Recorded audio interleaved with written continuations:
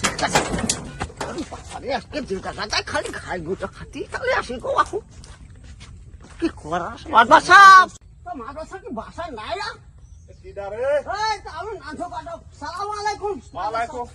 আপনি নাকি আমার তলব করে দিয়েছিলেন হ্যাঁ তোমার তো খুঁজতেছি বহুত দিন ধরে বসো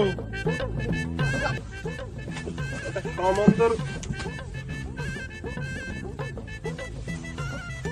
আমার এই যে একটা সন্তান আছে না